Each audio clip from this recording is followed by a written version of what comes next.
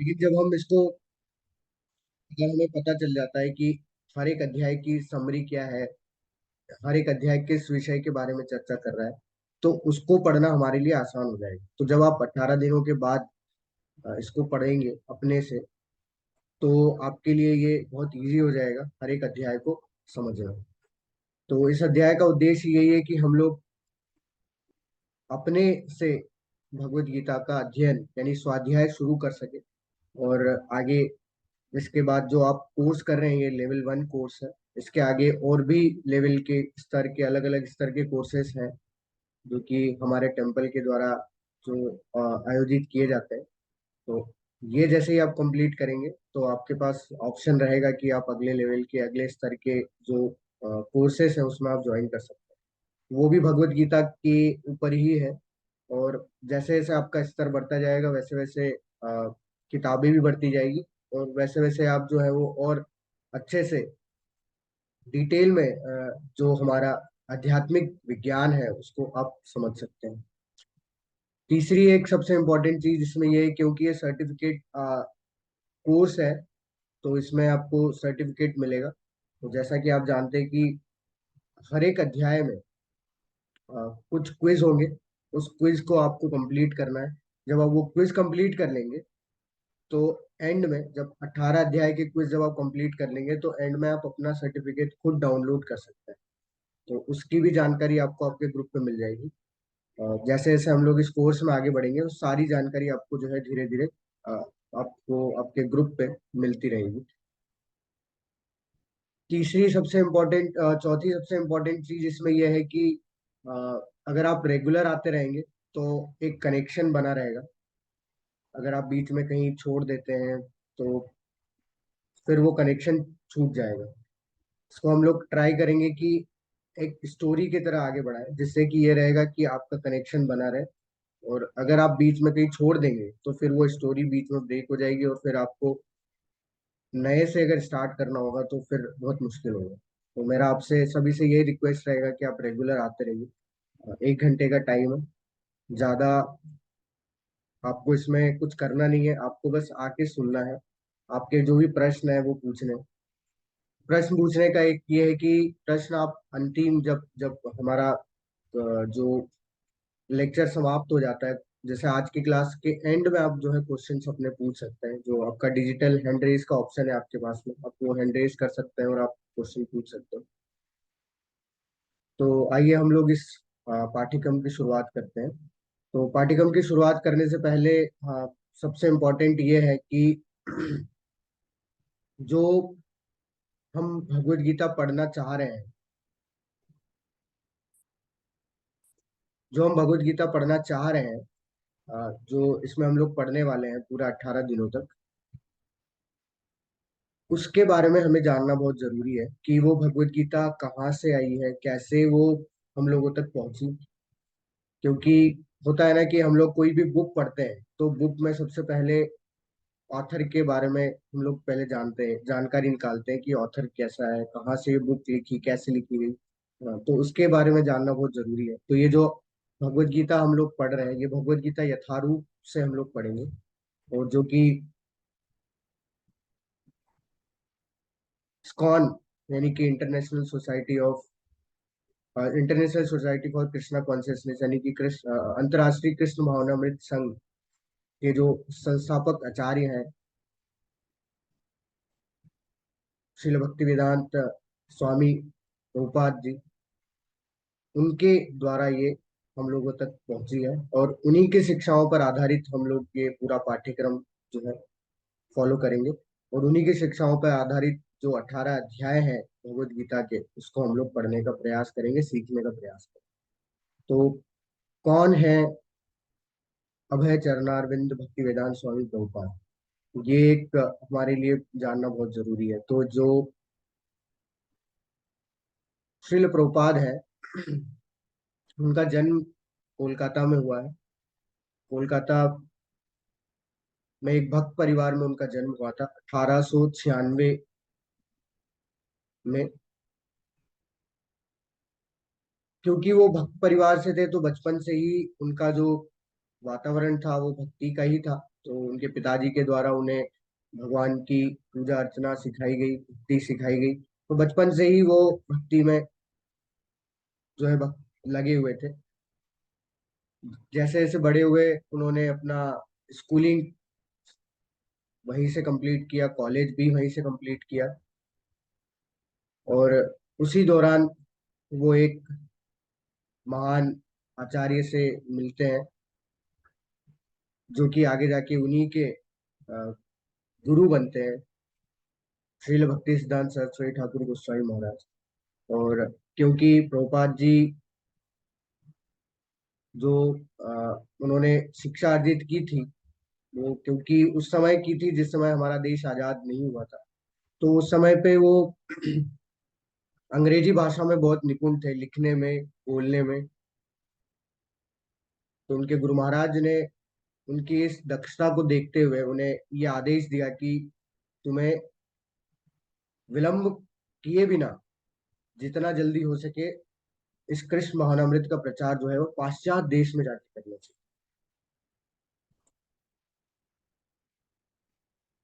तो उन्होंने शुरुआत की भारत से।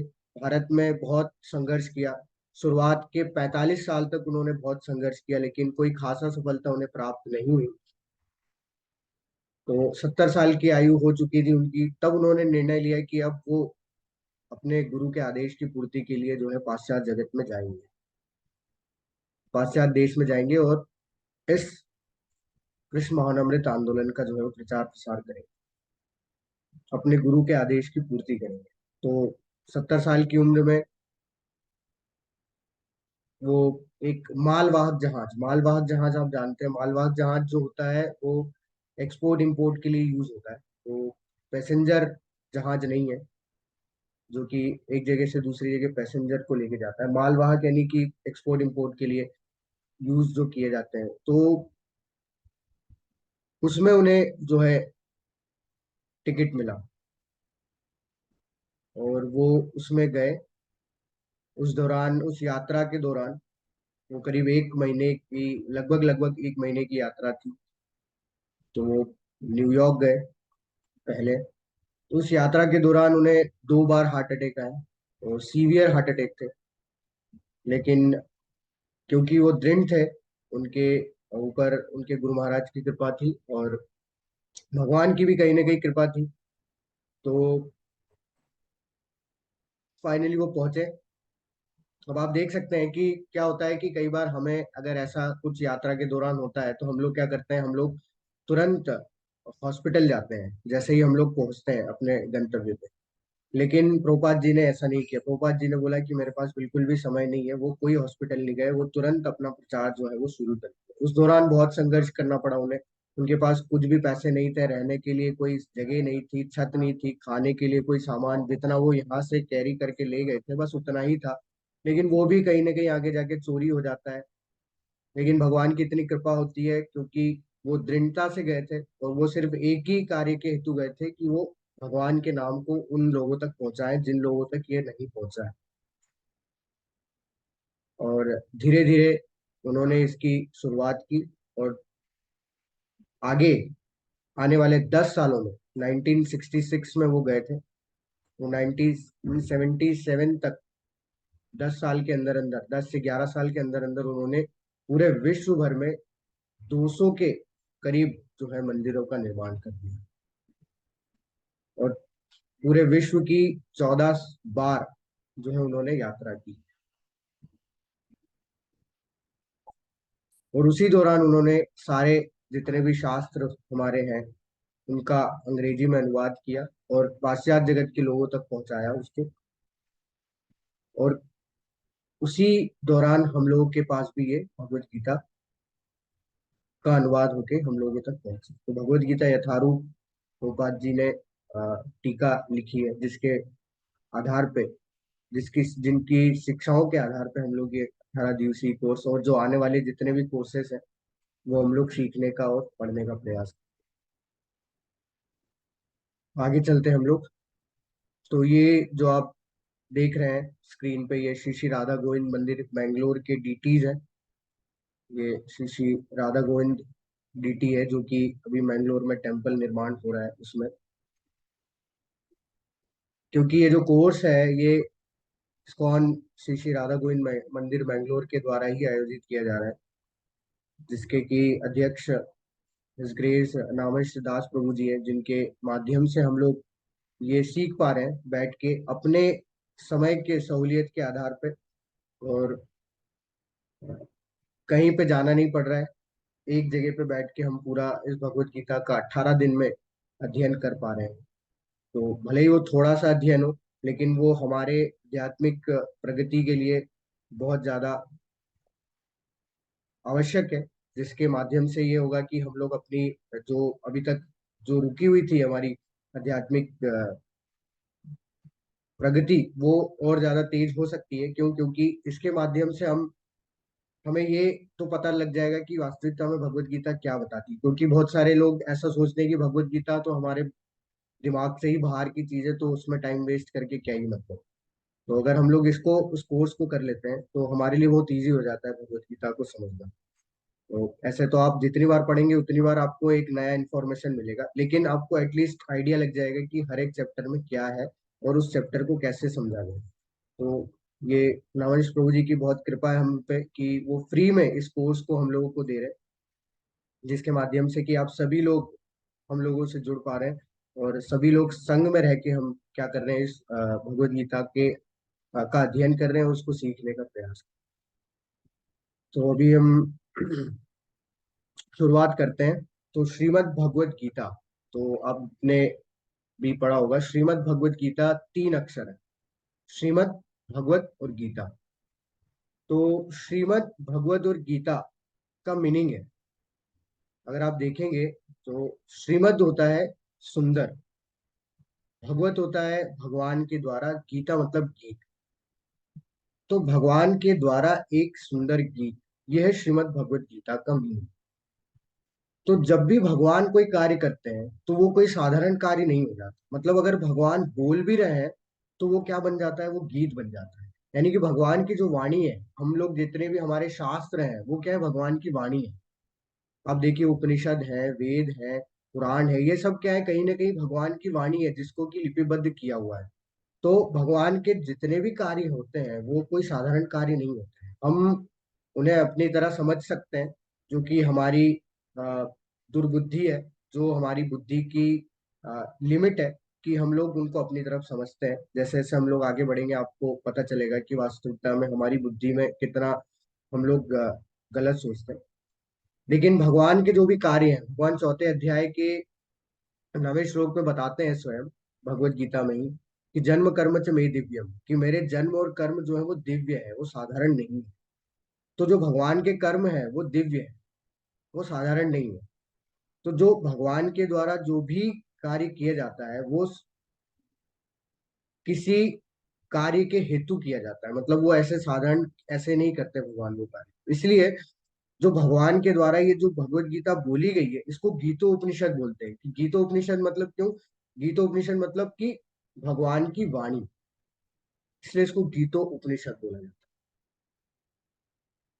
तो आप इसको ऐसे समझ सकते हैं कि एक ऐसा गीत है जो आज तक चला रहा है, आज तक हम लोग उसको सुन रहे हैं। जैसे आप देखिए हमारे इसमें बॉलीवुड है ना, और टॉलीवुड है, और भी अलग अलग तरीके के जो है संस्था है, जो कि क्या करती है, पिक्चरें बनाती है, उसमें गाने आते हैं, गीत आते हैं अलग अलग तरीके के, लेकिन कोई भी गीत एवरग्रीन नहीं हुए। एक ने एक गीत जो है, एक गीत चलता है, फिर दूसरा आ जाता है, वो दूसरा वाला गीत जो है वो फ्लॉप हो जाता है। फिर तीसरा आ जाता है, तो दूसरा वाला गीत फ्लॉप हो जाता है, चौथा आ जाता है, तीसरा फ्लॉप हो जाता है। लेकिन भगवान के द्वारा जो गीत गाया गया है वो ऐसा गीत है कि जो अभी तक फ्लॉप नहीं हो रहा है, अभी तक भी जो है हम लोग उसको सीख रहे हैं, सुन रहे हैं, और प्रयास कर रहे हैं उसको समझने का, याद करने का। तो ये भगवत गीता की महानता है। ये भगवत गीता का एक तरीके से आप बोल सकते हैं कि अ, विशेषता है, कि ये क्यों अभी तक फ्लॉप नहीं हुआ, क्यों? क्योंकि ये साधारण नहीं है। ये किसके द्वारा बोला गया है? ये भगवान के स्वयं मुखारविंद से निकला हुआ है। भाई एक प्रश्न आता है, बहुत नॉर्मल सा प्रश्न है कि ये जो भगवत गीता है, ये भगवान ने युद्ध क्षेत्र में ही क्यों बोली? क्योंकि भगवान और अर्जुन तो हमेशा साथ में है। भगवान श्री कृष्ण और अर्जुन तो हमेशा साथ में ही थे, वो तो मित्र हैं। तो फिर ये युद्ध क्षेत्र में बोलने की आवश्यकता क्यों पड़ी? मतलब कहीं पे और भी बोल सकते थे ना, हमेशा तो साथ में रहते थे। भगवान कहीं भी बिठा के उसे उपदेश दे सकते थे, महल में दे सकते थे, या फिर कहीं वनवास में थे वहां दे सकते थे, अज्ञातवास में थे वहां, हमेशा से साथ में रहते थे। लेकिन फिर भी उन्होंने युद्ध क्षेत्र ही क्यों चुना? तो उसका कारण है कि युद्ध क्षेत्र को ही भगवान ने क्यों चुना इस भगवत गीता को सुनाने के लिए। उसका कारण क्या है? उसका कारण ये है कि विषम परिस्थिति। तो युग विषम परिस्थिति का मतलब ऐसी परिस्थिति जिसमें कि हम लोग अपना निर्णय नहीं ले सकते, मतलब निर्णय लेने में हम लोग असमर्थ होते हैं कि हमें क्या करना चाहिए क्या नहीं करना चाहिए। ऐसी परिस्थिति को हम विषम परिस्थिति बोलते हैं।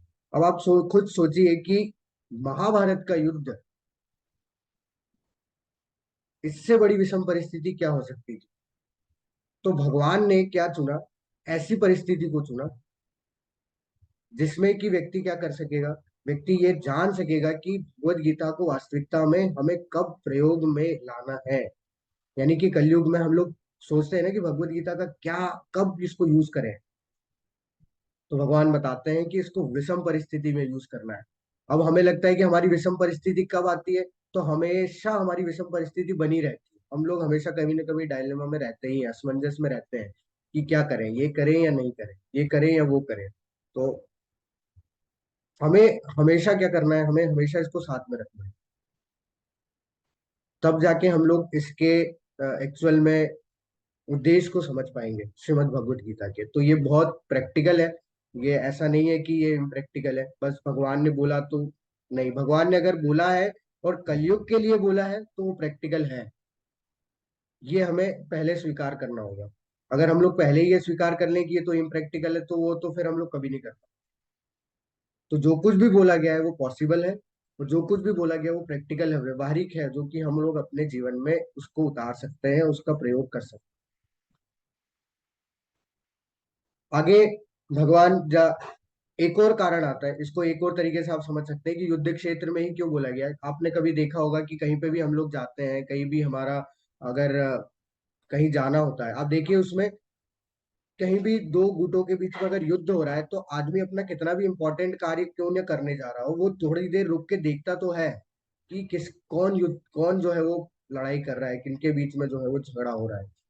तो युद्ध क्षेत्र एक ऐसा, ऐसी जगह है, एक ऐसा स्थान होता है जहां पे हर कोई जो है वो नजरें गड़ाए रखता है, मतलब आकर्षक है, सबको आकर्षित करता है। तो उस समय पे सारे देवी देवता और ये सब जो जो राक्षस थे वो भी सब क्या कर रहे थे, वो सब लोग नजरें गड़ाए हुए थे, क्योंकि महाभारत का युद्ध हो रहा है, बहुत विशाल युद्ध हो रहा था।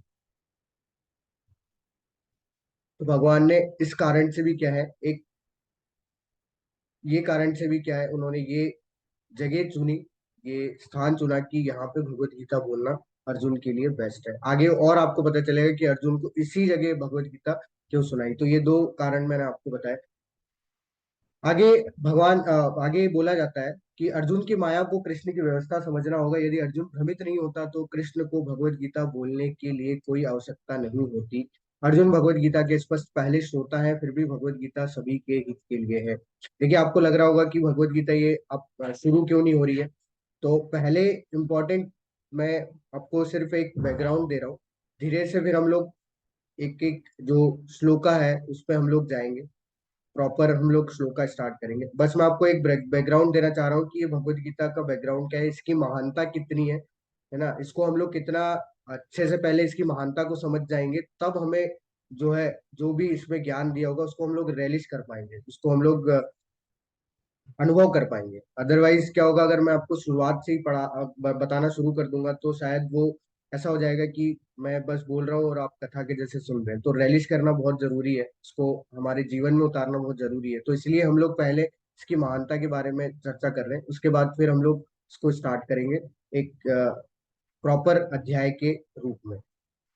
तो अब यहाँ पे देखिए, अब यहाँ पे बोला जा रहा है कि हम लोग को क्या लगता है कि अर्जुन तो भगवान के साथ रहते थे, तो फिर अर्जुन कैसे भ्रमित हो गए, अर्जुन कैसे जो है मोहित हो गए, अर्जुन की कैसे बुद्धि जो है वो भ्रष्ट हो गई कि वो भगवान को सीधा मना कर दिए युद्ध नहीं करना है मुझे। तो ऐसा नहीं है, अर्जुन भ्रमित नहीं हुए। अभी हम लोग जैसे जैसे आगे बढ़ेंगे अध्यायों में, तो वहां पे भगवान जो है अर्जुन को संबोधित करेंगे गुणाकेश के नाम से।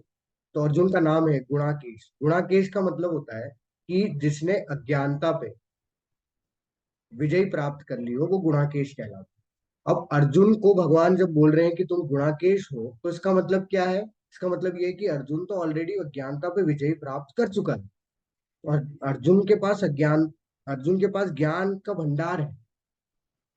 लेकिन भगवान यहाँ क्या बोला जा रहा है कि कृष्ण को भगवत गीता बोलने के लिए कोई आवश्यकता नहीं होती। ये अर्जुन को भ्रमित करना भगवान की क्या है, एक व्यवस्था है। अगर अर्जुन भ्रमित नहीं होते तो वो प्रश्न क्यों पूछते ही नहीं। अगर वो प्रश्न नहीं पूछते तो भगवान कैसे उत्तर देते? तो भगवान ने ये एक व्यवस्था रची जिससे कि अर्जुन भ्रमित हो, और भ्रमित होने के बाद फिर वो प्रश्न पूछे। वो प्रश्न कैसे हो? वो प्रश्न वो अर्जुन के नहीं हो, वो किसके प्रश्न हो? वो हमारे प्रश्न, यानी कि इस कलयुग के लिए भगवान ने ये व्यवस्था की। क्योंकि अर्जुन को जरूरत नहीं है भगवत गीता की, ये जरूरत किसको थी? कलयुग के लोगों पे, यानी हम लोगों के लिए थी। तो अर्जुन के माध्यम से भगवान ने इसको हम लोगों तक पहुंचाने के लिए ये एक ऐसी व्यवस्था रची जिसमें कि अर्जुन को भ्रमित किया। और फिर अर्जुन ने उस भ्रम में इतने उच्च स्तर के प्रश्न पूछे। और वो प्रश्न किसके थे? वो सारे के सारे प्रश्न कलयुग के लोगों के, यानी कि हम लोगों के। जैसे जैसे हम लोग आगे जाएंगे ना, अर्जुन के प्रश्न आपको एकदम प्रैक्टिकल लगेंगे। जो प्रश्न आपके दिमाग में कभी आया होगा किसी टाइम पे, लेकिन आपने उसको एंटरटेन नहीं किया क्योंकि उसका आंसर पॉसिबल ही नहीं हुआ किसी से पूछना, वो आपको यहाँ पे मिल जाएगा। वो प्रश्न भी मिलेगा, वो उत्तर भी मिलेगा। तो अल्टीमेटली होता क्या है कि हमें ना तो हमारी प्रॉब्लम पता है, और प्रॉब्लम ही नहीं पता तो सॉल्यूशन क्या था पता चले। तो भगवान इस पूरे भगवत गीता में हमें अपनी एक्चुअल में प्रॉब्लम भी बताते हैं और उसका सॉल्यूशन भी बताते हैं। तो वो किसके माध्यम से बताते हैं? अर्जुन के माध्यम से। लेकिन हम लोगों को लगता है कि अर्जुन जो है वो क्या है वास्तव में, भ्रमित कैसे हो गए। तो इसकी पुष्टि भी भगवान 11वें अध्याय में करते हैं। 11वें अध्याय में भगवान बोलते हैं निमित्त मात्रम भव सव्य साची, कि अर्जुन तुम सिर्फ निमित्त मात्र हो, तुम सिर्फ एक जरिया हो। इसलिए जो मैं बोल रहा हूँ वो करो।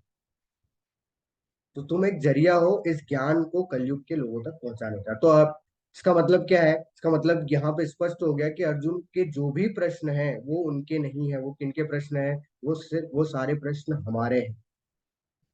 यानी कि वो सारे प्रश्न हमारे हित के लिए पूछे गए हैं।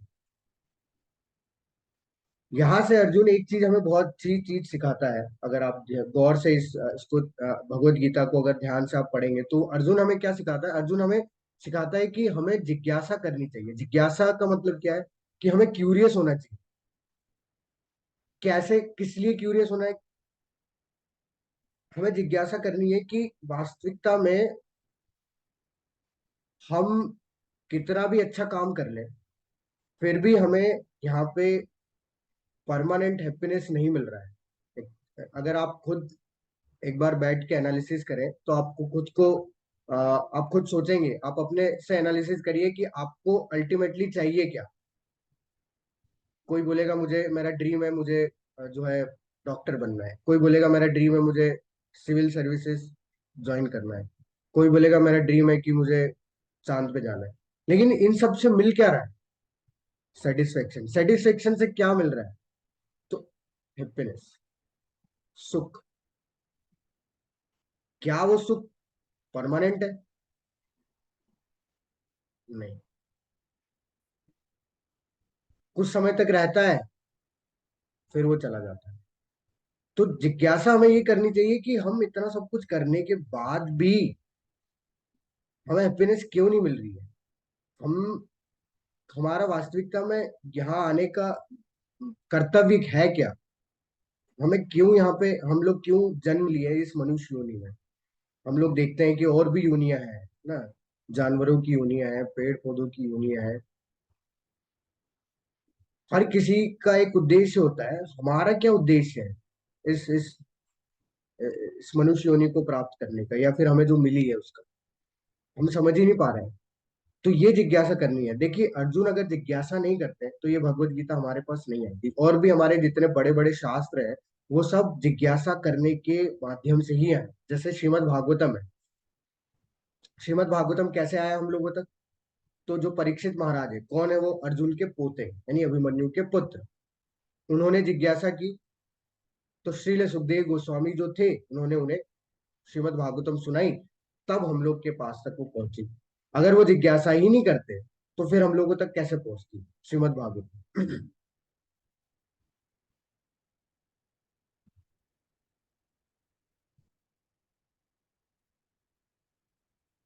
तो आप ऐसे बहुत बड़े बड़े कोट भी है। अगर हम लोग जैसे एक कोट होता है कि unexamined life is not worth living. कि अगर आप लाइफ को एग्जामाइन नहीं कर रहे हो तो उसका कोई वर्थ ही नहीं है। आप कल मर जाएंगे।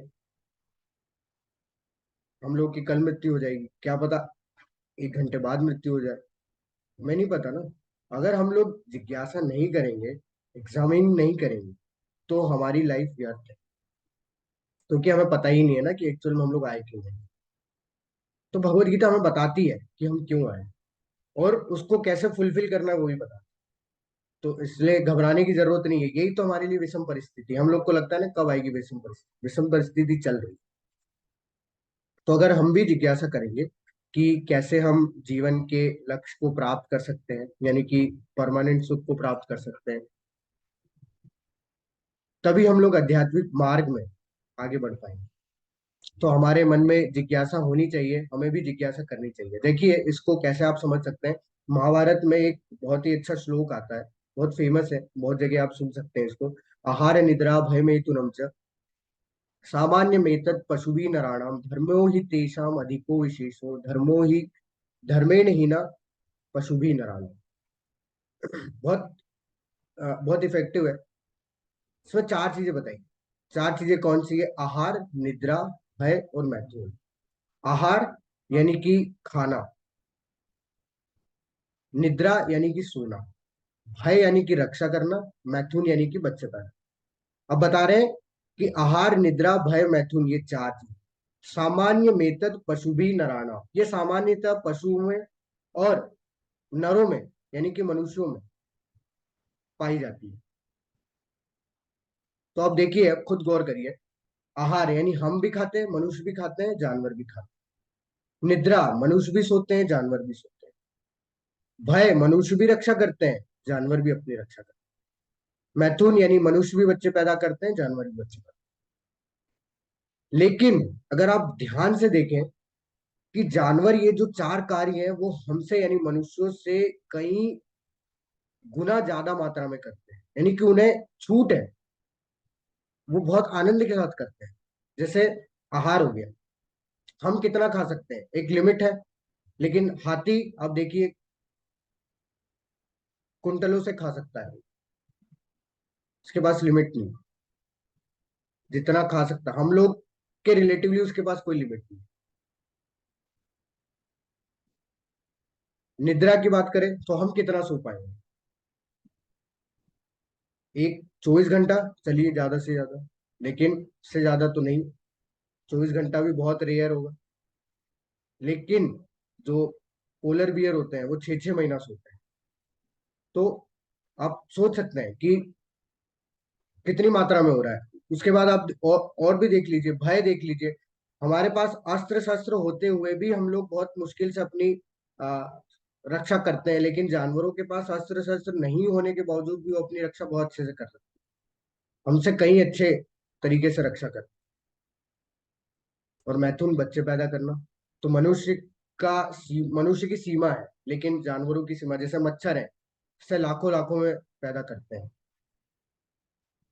मेंढक हो गए, कुत्ते हो गए, बिल्ली हो गई, कोई भी जानवर देख लीजिए।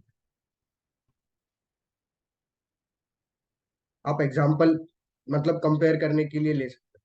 तो ये जो 4 चीजें हैं, अगर हम भी यही 4 चीज कर रहे हैं तो हम तो पशुओं से भी नीचे हैं, क्योंकि पशु तो बहुत अच्छे से कर रही है। और अगर हम भी यही कर रहे हैं तो फिर कहीं ना कहीं हम भी क्या है, पशु ही है। हम भी तो जानवरों के जैसे ही जीवन व्यतीत कर रहे हैं, क्योंकि ये चार चीजें हैं। बस हम लोग भी आहार निद्रा भय मैथुन बस ये कर रहे हैं, जानवर भी कर रहे हैं। तो फिर जानवरों में और हम में अंतर क्या रहेगा? हम भी तो एक तरीके से जानवर ही हो गए। हाँ, बोल सकते हैं कि उनके पास बुद्धि नहीं है, विवेक नहीं है, हमारे पास विवेक है। तो प्रभुपाद जी बोलते थे कि हाँ, हम लोग मनुष्य जो है अगर यही चार चीज कर रहा है तो वो विवेकवान जानवर है। बस है तो लेकिन जानवर।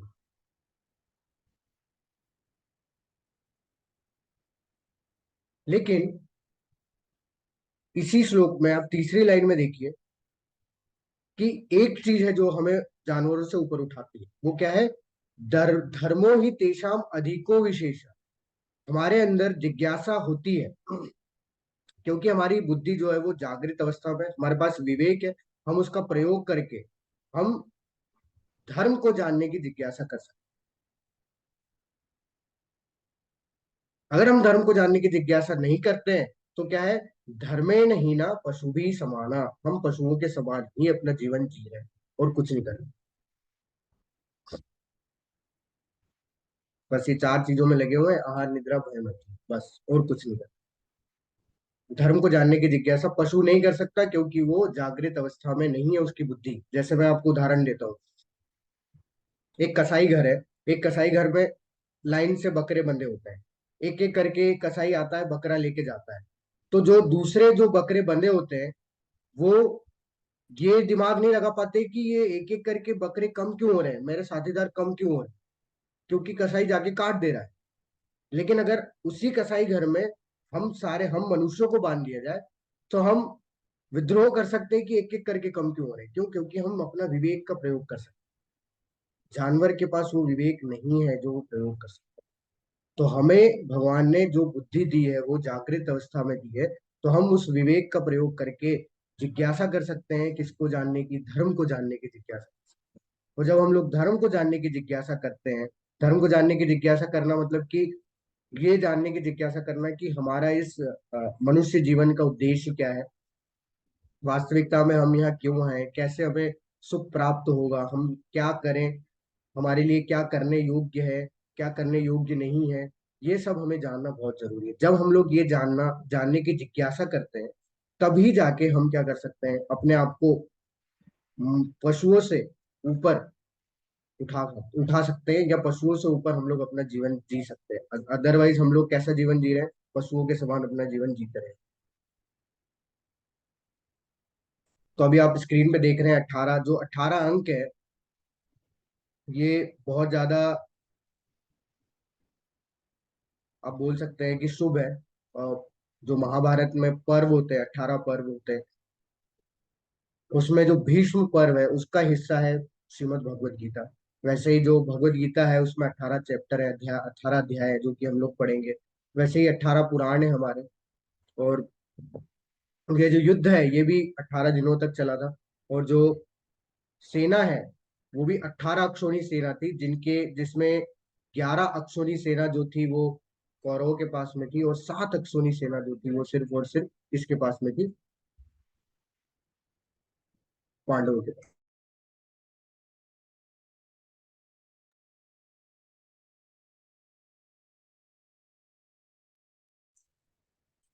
तो हम आगे बढ़ते हैं।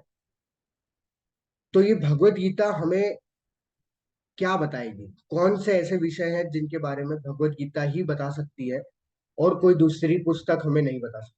तो आप देखिए, हम लोग जो मटेरियल स्टडी कर रहे हैं, मटेरियल स्टडी यानी कि हम लोग कॉलेज में या यूनिवर्सिटी में जो भी बुक्स पढ़ते हैं, वो बुक्स हमें इन 5 सब्जेक्ट के बारे में नहीं बताती। ये 5 सब्जेक्ट वो टच भी नहीं करती, कितना भी आप कोशिश कर लीजिए, वो 5 सब्जेक्ट को टच नहीं करेंगे। सिर्फ भगवत गीता ही है, एक आध्यात्मिक ज्ञान ही है जो कि क्या करता है, इन 5 विषयों के बारे में बताता है। तो भगवत गीता में हम 5 विषयों के बारे में जानेंगे। वो 5 विषय कौन से हैं? पहला तो ईश्वर, यानी कि सर्वोच्च व्यक्तित्व, यानी कि भगवान कौन है। दूसरा जीव, यानी कि आत्मा। क्या है, कौन है, कैसे मतलब उसका ईश्वर से यानी भगवान से क्या संबंध है। तीसरी चीज आती है प्रकृति। तो प्रकृति हमें पता तो है कि प्रकृति ये है, लेकिन प्रकृति भी बहुत तरीके की होती है। तो कितने तरीके की होती है प्रकृति, और प्रकृति को हम लोग कैसे समझ सकते हैं, कैसे जान सकते हैं। वास्तविकता में प्रकृति किसके अध्यक्षता में कार्य करती है? क्या प्रकृति स्वयं भगवान है? हम लोग बोलते हैं ना, नेचर इज अ गॉड। क्या ऐसा है? वो भगवत गीता हमें बताती है। इसके बाद कर्म है। तो अभी आप देखिए, कर्म एक विषय है भगवत गीता का। पूरी भगवत गीता कर्म पे आधारित नहीं है। हर किसी को ये लगता है कि भगवत गीता में सिर्फ कर्म की बात कही है। नहीं, कर्म एक विषय है बस। और उसके अलावा चार विषय और हैं जिन पे भगवान जो है इसमें चर्चा करते हैं। तो हम लोग क्या करते हैं, हम लोग सिर्फ ये बोल के छोड़ देते हैं कि अरे भगवान ने उसमें बोला है कर्म करो बस। लेकिन नहीं, ऐसा नहीं है।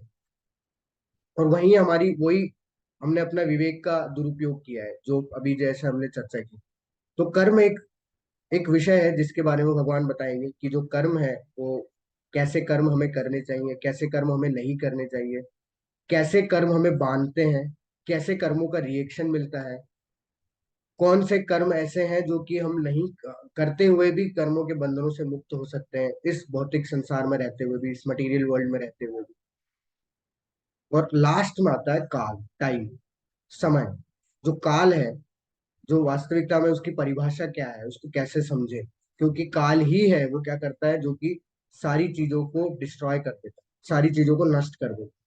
कि काल जो है जनरली डिस्ट्रक्शन लेके आता है। वो ऐसा नहीं है कि आपको जो है, आप जैसे ही काल आया तो आपका जो है सब कुछ अच्छा हो जाएगा। नहीं, वो डिस्ट्रक्शन डिस्ट्रॉय कर देगा। तो काल है क्या, इसको कैसे हम लोग समझे। तो ये पांच विषय, पांच सब्जेक्ट के बारे में भगवान जो है वो इस पूरी भगवत गीता में चर्चा करेंगे। और एक एक करके आने वाले अध्यायों में हम लोग इसको समझने का प्रयास करेंगे, इन पांचों विषयों को। तो भगवत गीता में कुल 700 श्लोक हैं, जिसमें से सबसे ज्यादा श्लोक ऑब्वियस सी बात है, क्योंकि भगवान की वाणी है तो वो भगवान के द्वारा बोले गए हैं, क्योंकि भगवान इसमें सॉल्यूशन भी बता रहे हैं। और जो प्रॉब्लम है वो अर्जुन पूछ रहे हैं, जो कि 84 श्लोक उसमें जो है। उसके अलावा दो और लोगों के श्लोक हैं इसमें, संजय और धृतराष्ट्र। तो धृतराष्ट्र के द्वारा एक ही श्लोक बोला गया जिससे कि भगवत गीता की शुरुआत होती है, जो कि आज हम लोग करने वाले हैं। और संजय के द्वारा 41 श्लोक बोले गए। वो 41 श्लोक जो कि क्या करते हैं, संजय अपना मत भी बताते हैं इसमें। और तो और संजय जितना भी है, संजय कौन थे? धृतराष्ट्र के मंत्री थे। उन्हें दिव्य दृष्टि प्राप्त हुई थी, तो वो जो कुछ भी हो रहा था उस युद्ध स्थल में, महाभारत में, महाभारत के युद्ध में, कुरुक्षेत्र में, वो सब कुछ सीधा का सीधा जो है वो इनको बता रहे थे, धृतराष्ट्र को बता रहे थे। तो यहाँ पे जो भगवान के अलावा जो श्लोक अर्जुन, संजय, धृतराष्ट्र के द्वारा बोले गए हैं वो भी महत्वपूर्ण है, क्योंकि वो कहीं ना कहीं भगवान ने जो भी बताया है उसको कहीं कनेक्ट करते हैं। तो इसलिए ऐसा नहीं है कि हम सिर्फ भगवान के श्लोक पढ़ लें और दूसरे श्लोक छोड़ दें, तो हम नहीं समझ पाएंगे। क्योंकि इनमें भी जो है बहुत सारी चीजें ऐसी हैं जो कि भगवान के श्लोकों से कनेक्ट करती है। तो इसलिए जितने भी श्लोक बोले गए हैं वो सारे ही इसमें इंपॉर्टेंट है। तो हम क्या करें, हम क्या प्रयास करेंगे, हम अभी मुख्य मुख्य श्लोकों को कवर करेंगे, जिससे कि हमें ये पता चल जाए कि वास्तविकता में हर एक अध्याय में दिया हुआ क्या है, उसकी समरी क्या है, किन विषयों के बारे में ये अध्याय चर्चा कर रहा है। तो हम पूरे श्लोक तो नहीं कवर कर सकते। एक अध्याय में करीब करीब 40 से 42 श्लोक होते हैं। तो एक घंटे में हमारे लिए पॉसिबल नहीं है कि हम लोग सारे श्लोक कवर कर लें। तो इसलिए हम लोग मुख्य श्लोक लेते हैं, जिनके माध्यम से कि हम लोग उस अध्याय के परिचय को जान पाए। और उसके बाद जब आप उसको खुद से एक एक श्लोक पढ़ेंगे तो आपको वो इजीली समझ में आ जाए। तो अभी हम लोग भगवत गीता के महात्म्य के बारे में पढ़ते हैं। तो जो आदि, आप सभी लोग जानते हैं, आदि श्रीपाद आदि शंकराचार्य जी तो है, वो सनातन धर्म को जी मतलब एक तरीके से फिर से इंट्रोड्यूस किए थे, जो कि विलुप्त हो गया। तो जब वो संसार से जब अपनी लीला समाप्त कर रहे थे, जब वो इस संसार से जा रहे थे, तब उन्होंने गीता महात्म्य करके एक अपना भाष्य लिखा था गीता की महिमा के ऊपर। तो उसमें से उसमें वो क्या लिखते हैं उसको पहले हम लोग पढ़ लेते हैं, क्योंकि आदि शंकराचार्य जी पहले जो है ऐसे आचार्य हैं जिन्होंने की सनातन धर्म को आगे बढ़ाया है, फिर से रीस्टेब्लिश किया है। तो वो जब भगवत गीता की महिमा बताएंगे तो वो हमारे लिए बहुत ज्यादा जरूरी है उसको समझना या उसको अपने जीवन में उतारना। तो वो भगवत गीता की महिमा के बारे में क्या बोलते हैं? गीता शास्त्रम में पुण्यम यः पठेत प्रेतम पुमान विष्णुपादम अवाप्नोति भय शोकादि वर्जिता। वो बताते हैं कि भगवत गीता दिव्य साहित्य है, जो इसे ध्यान पूर्वक पढ़ता है और इसके उपदेशों का पालन करता है, वो भगवान विष्णु का आश्रय प्राप्त करता है, जो कि समस्त भय तथा चिंताओं से मुक्त है। यहाँ पे दो चीजें बोली जा रही है, जिसके भय और चिंता। अब आप ट्राई करिए, एक बार बैठिए, फिर मैं आपको एनालिसिस करने के लिए बोल रहा हूँ। एक बार बैठिए ऐसे ही नॉर्मल, और आप देखिए कि जो ये जो दो दो वर्ड है, भय और चिंता, ये कभी हमारे समाप्त नहीं हो। इवन एक छोटे से बच्चे से लेके एक बूढ़े आदमी तक को भय बना रहता है, चिंताएं बनी रहती है। छोटा अगर बच्चा है तो उसको कहीं ना कहीं ये भय रहता है कि मुझे खेलने के लिए समय मिल पाएगा या नहीं मिल पाएगा। फिर जैसे बड़ा होता है तो अपना करियर का भय होने लगता है, फिर बड़ा होता है तो अपने परिवार का भय होने लगता है, फिर बड़ा होता है तो अपने बच्चों का भय होने लगता है, फिर जब बूढ़ा हो जाता है तो मृत्यु का भय होने लगता है। अब देखिए जो भय का जो स्तर है वो बढ़ता जा रहा है, कहाँ खेलने तक सीमित था, मृत्यु तक आ गया। तो भय कभी समाप्त नहीं होता, भय उल्टा बढ़ता जाता है। तो भय और चिंताएं कभी समाप्त नहीं होगी। भय जितना कोशिश कर लो आप, ऐसा लगेगा कि हाँ बड़े हो जाएंगे तो भय नहीं होगा, ऐसा नहीं है। लेकिन आदि श्रीपाद शंकराचार्य जी क्या बता रहे हैं कि अगर इस दिव्य साहित्य को अगर कोई पढ़ता है, ध्यान पूर्वक पढ़ता है और इसके उपदेशों का पालन करता है, लेकिन पढ़ना तो ठीक है, लेकिन उपदेशों का पालन करता है, ये निश्चित है कि वो भय और चिंता से मुक्त हो जाएगा। क्यों? क्योंकि उसको वास्तविकता पता लगेगी कि क्या है, वास्तविकता है क्या। अभी हमें वास्तविकता नहीं पता, इसलिए हम लोग भय और चिंता से ग्रसित रहे। और वो वास्तविकता क्या है, वो अगले आने वाले अध्याय में आपको भी पता लग जाएगी कि क्यों हम लोग भय और चिंता से मुक्त हो जाते हैं, क्यों आदि श्रीपाद शंकराचार्य जी ऐसा बोल।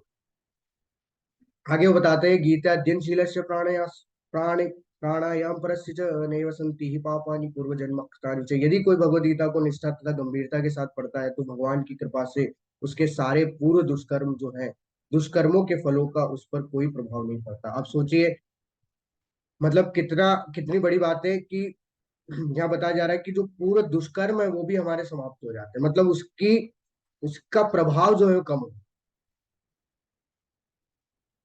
तो ये भी कैसे संभव होता है, ये भी आने वाले अध्याय में आपको जानने मिलेगा। बस आप ये याद रखिएगा कि ये बोला गया है, और ये क्यों बोला गया है, इसके किसके आधार पर बोला गया है, उसको हम लोग आगे पढ़ेंगे। तो ये गीता की महिमा है कि भगवत गीता की इतनी महिमा कि अगर हम लोग उसको गंभीरता से अगर पढ़ते हैं, उसके उपदेशों का पालन करते हैं, तो हमारे जो पूर्व जन्मों के दुष्कर्म भी है, उसका भी प्रभाव, उसकी इंटेंसिटी कम हो जाएगी। कितनी बड़ी बात है, आप सोचिए। अभी आगे आपको पता चलेगा कितनी बड़ी बात है ये। उसके बाद बता रहे हैं वो कि जो भगवत गीता है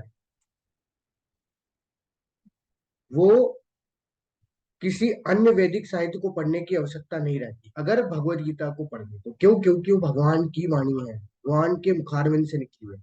अभी आजकल लोगों को क्या लगता है कि अरे भगवत गीता क्यों पढ़नी है, जब वो सब बोल रहे हैं कि भगवत गीता, जैसे शंकराचार्य जी, आदि शंकराचार्य आचार्य जो है जिन्होंने सनातन धर्म को स्टेब्लिश किया है, जब वो ये चीज बोल रहे हैं कि गीता सारे साहित्यों का सार है, सारे ग्रंथों का सार है, हम लोग क्या कर रहे हैं, हम लोग उनसे अपनी बुद्धि ज्यादा तेज चला रहे हैं।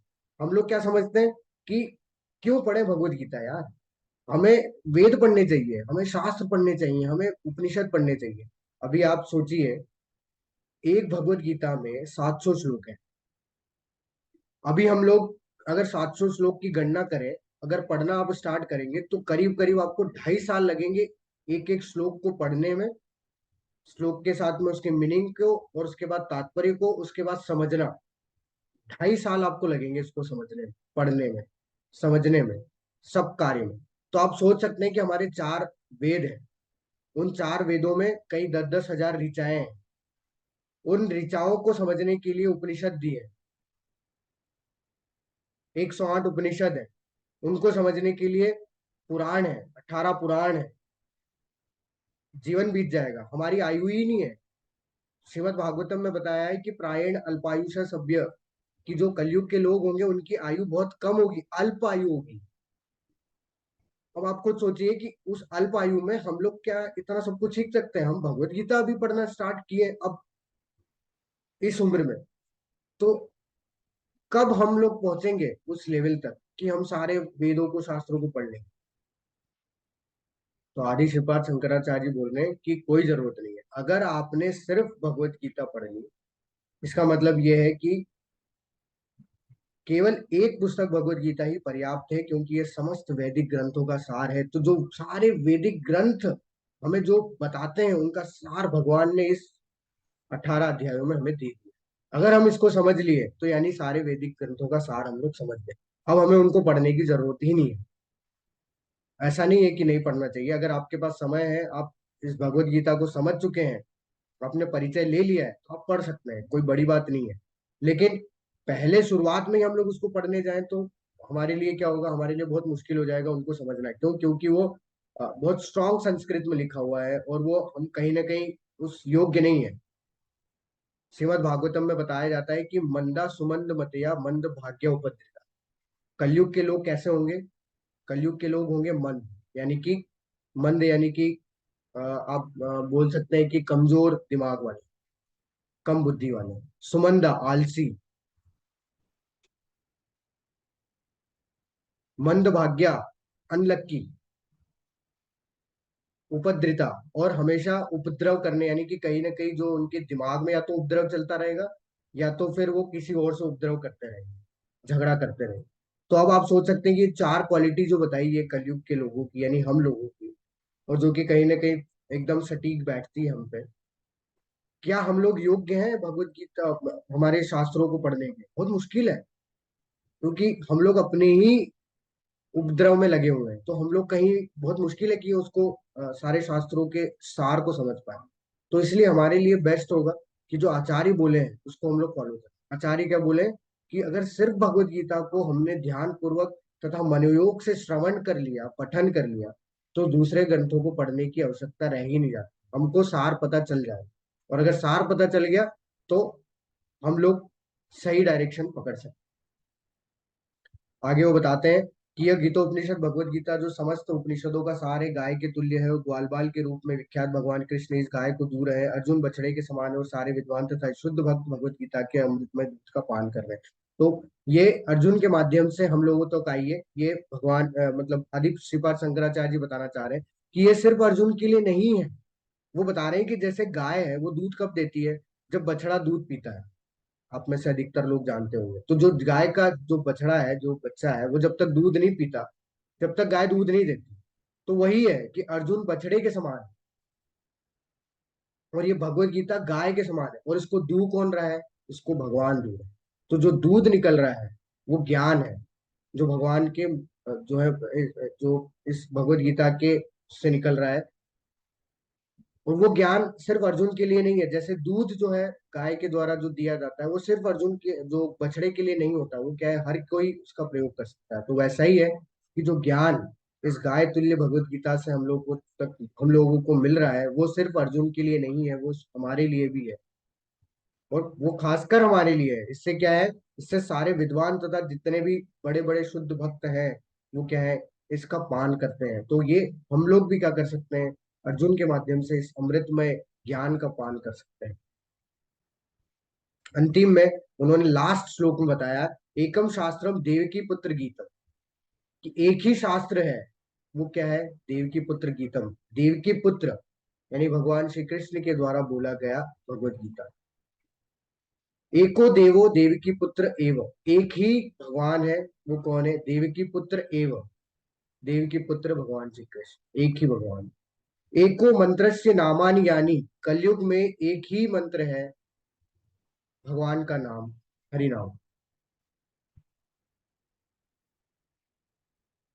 कर्माप्येकम तस्य देवस्य सेवा, और एक ही कार्य है इस कलयुग में, वो है भगवान की सेवा। तो ये उन्होंने अपने पूरे गीता का जब महात्म्य लिखा, और अंतिम में उन्होंने ये अपना मत जो है उन्होंने बता दिया कि वास्तव में गीता महिमा, गीता की महिमा का जो सार है वो क्या है? वो ये है कि एक ही शास्त्र है पूरे विश्व में, पूरे ब्रह्मांड में आप ले लीजिए, वो है देवी की पुत्र गीतम। एक ही भगवान है, भगवान श्री कृष्ण। एक ही मंत्र है जो है भगवान का नाम, और एक ही कार्य है जो है भगवान की सेवा। तो हम लोग अब इस अध्याय की शुरुआत करते हैं। इस अध्याय की शुरुआत मैं आपको बता दूं कि इस अध्याय का नाम है अर्जुन विषाद योग। विषाद का मतलब होता है विलाप।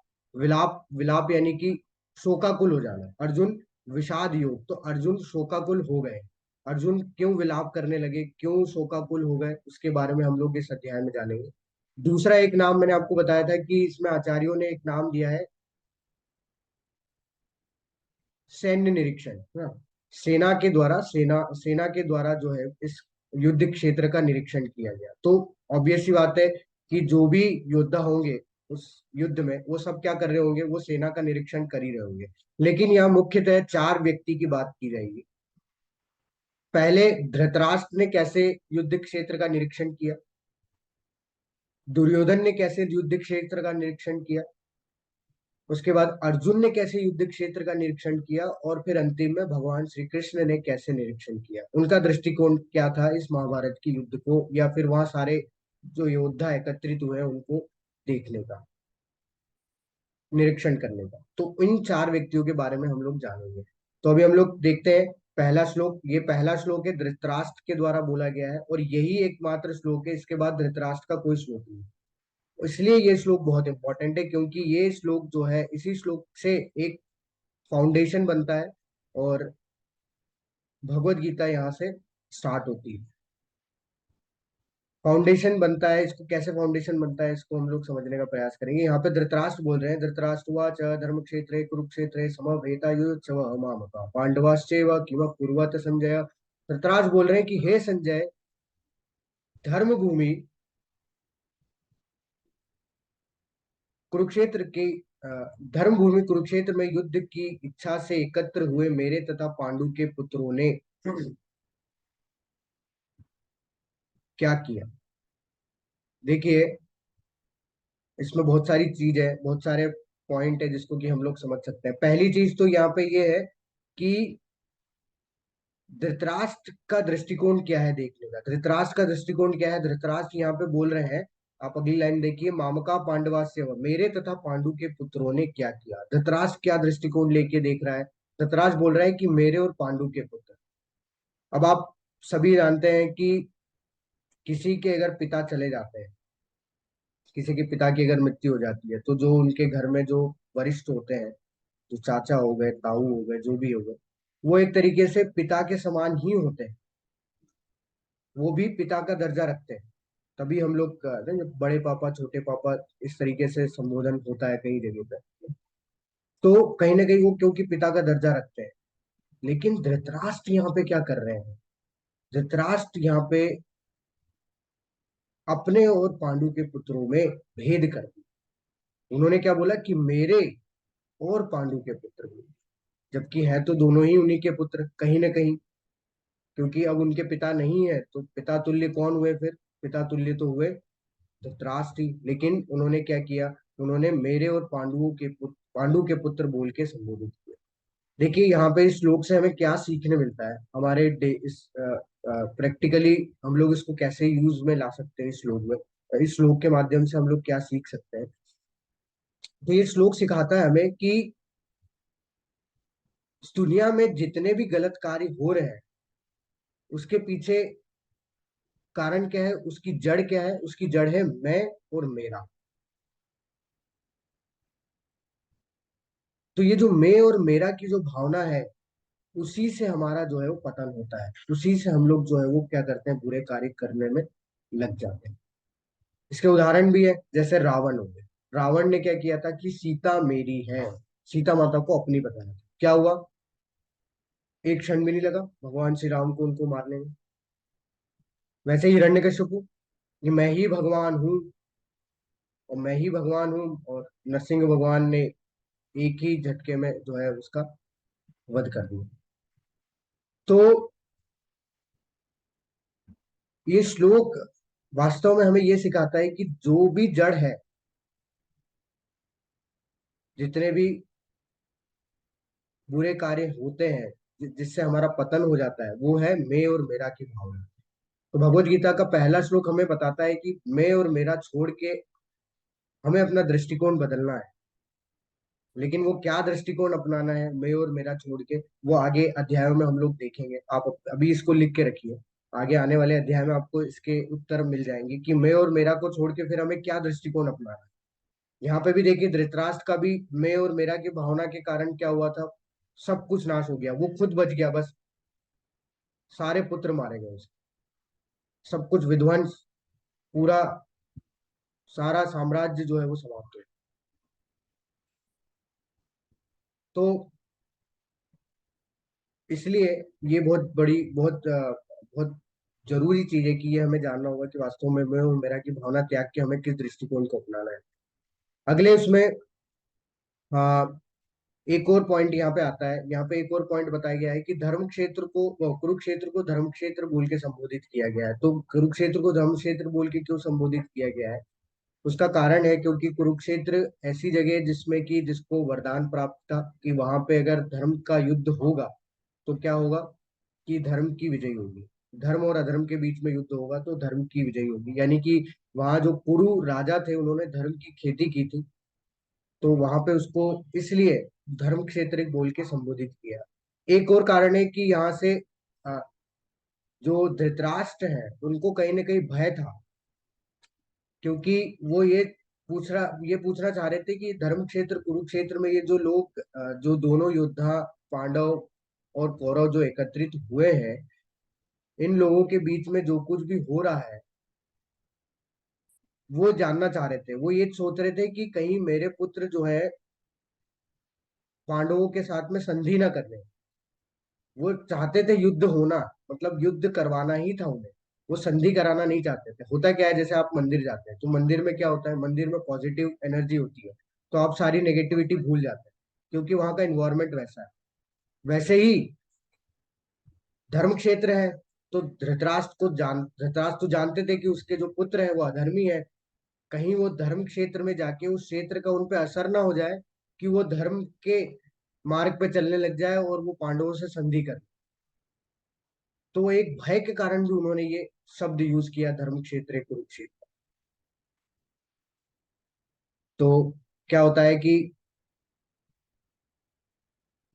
जो क्षेत्र है, आपने देखा होगा ना, जो किसान होता है, किसान जब खेती करता है तो जो अनाज उगाता है, अनाज के साथ साथ जो है वो कई खरपतवार, कई ऐसे पौधे उगाते हैं जिनका कोई यूज नहीं होता। वो उल्टा क्या करते हैं, वो जो फसल है उसको बर्बाद कर देते हैं। तो जो किसान होता है वो क्या करता है, वो जो खरपतवार होती है उनको उखाड़ के फेंक देता है। तो प्रभुपाद जी अपने तात्पर्य में बताते हैं कि जो भगवान है, भगवान श्री कृष्ण, वो भी क्या कर रहे हैं, वो भी इस धर्म क्षेत्र में खेती करेंगे धर्म की, जिसमें से कि वो कौरव रूपी जो खरपतवार है उनको उखाड़ के फेंक दे, जिनका कोई वैल्यू नहीं, जो कि क्या कर रहे हैं, धर्म को खराब कर रहे हैं। ऑलरेडी टाइम हो चुका है, तो मैं इसको यहीं समाप्त करता हूँ, क्योंकि मैं नहीं चाहता कि टाइम आपका क्रॉस हो। हम लोग कल इसको फिर से कंटिन्यू करेंगे और कल सेकंड चैप्टर भी स्टार्ट हो जाएगा, क्योंकि आज बहुत सारी चीजें ऐसी थी जो कि हम लोग के लिए जानना बहुत जरूरी थी। तो इसलिए वो टाइम थोड़ा ज्यादा हो गया, लेकिन कल से ये सिस्टमेटिकली हम लोग इसको फॉलो करेंगे, एक दिन में एक अध्याय कंप्लीट हो जाएगा। तो आज मैं इस कक्षा को यहीं पे विराम देता हूँ, क्योंकि आपके भी कुछ कार्य होंगे और ऑलरेडी टाइम आगे जाएगा तो उसमें प्रॉब्लम हो सकती है, तो इसलिए मैं आगे टाइम को एक्सटेंड नहीं करना चाहता। 9 से 10 है तो 9 से 10 वैसे ही रखिए।